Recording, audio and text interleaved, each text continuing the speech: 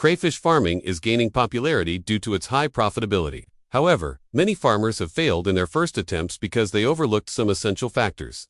In this video, we will discuss the top 10 things you should know before raising crawfish. So watch until the end. Number 1. Species selection.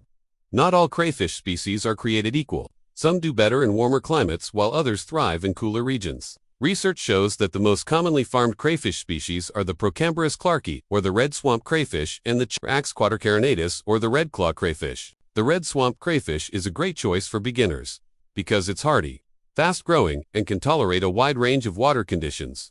On the other hand, the red claw crayfish grows bigger than the red swamp crayfish and can be a good choice for farmers in tropical climates. But take note that some crayfish species are considered invasive in certain areas, so make sure to check your local regulations before you start farming. Number 2. Farming system or setup.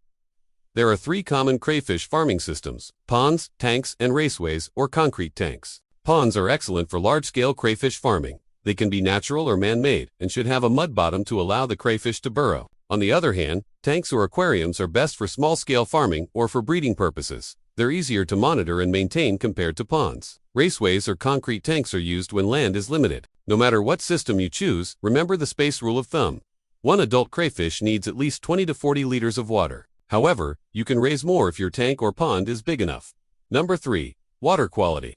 Crayfish are very sensitive to poor water quality, so maintaining good water parameters is crucial for their survival and growth. The ideal pH level for crayfish is between 6.5 and 8.0. For tropical species like the red claw crayfish, the ideal temperature is between 22 and 28 degrees Celsius. While for temperate species like the red swamp crayfish, the ideal temperature is between 18 and 25 degrees Celsius. Crayfish also need plenty of oxygen in their water, so you must provide aeration through air stones, filters, or waterfalls. Furthermore, ammonia and nitrite levels should always be at 0 parts per million. These chemicals are toxic to crayfish and can kill them if their levels rise above 0.5 ppm.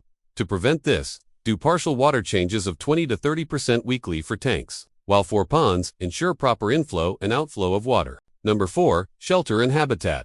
Crayfish are known to be territorial and aggressive towards each other, especially during mating season. Therefore, they need plenty of shelter and hiding places in their enclosure. Providing enough hiding places will also reduce fighting and mortality. You can use PVC pipes, bricks with holes, rocks and plants. But remember, the more hiding places, the better. Number 5. Feeding and nutrition.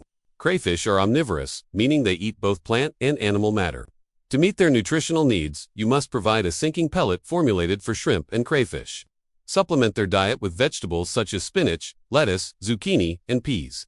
Additionally, provide protein sources like worms, insects, and small fish bits, especially for juveniles. It would help if you also provided a calcium source to meet their requirement for strong shell formation. You can do this by adding crushed eggshells, cuttlebone, or mineral blocks. As a general rule, feed them once daily, but juveniles need more frequent feedings every 2 to 3 days. And avoid overfeeding to prevent a buildup of uneaten food that can pollute the water. Number 6. Molting management. Crayfish grow by molting or shedding their old shell. During this time, they are very vulnerable, so you must prepare them for molting by providing extra hiding places and a calcium-rich diet to ensure that they form a strong new shell. Aside from this, avoid overstocking to reduce cannibalism. Number 7. Breeding. If you want to breed crayfish, the ideal ratio is 1 male to 2 to 3 females. Mating happens naturally. If the water parameters are right, after mating, the female will carry the eggs or berry under her tail. The length of time it takes for the eggs to hatch depends on the species and the temperature. It usually takes 3 to 8 weeks. Once the eggs hatch, the juveniles will stay with the mother for a few weeks before dispersing. At this point, you can raise the juveniles in a separate grow-out tank or provide dense shelter to avoid predation. 8. Stocking density. Overcrowding is a common problem in crayfish farming that can lead to fights, cannibalism, and poor growth. Therefore, you must maintain the right stocking density. As a general rule, stock 1 crayfish per 20 to 40 liters of water in tanks, and 1 to 2 crayfish per square meter in ponds. However, this will depend on your species and the amount of shelter you provide. 9. Health and disease management. Crayfish are susceptible to various fungal infections, shell rot, and parasites. Poor water quality, overfeeding, and low oxygen levels can cause these diseases. To prevent them, maintain clean water, avoid overfeeding, and quarantine new stock before mixing them with your healthy crayfish. Some signs of illness include lethargy, black or white patches on the shell, and not eating. Number 10. Harvesting and marketing. When it comes to harvesting, you must know your target size and weight.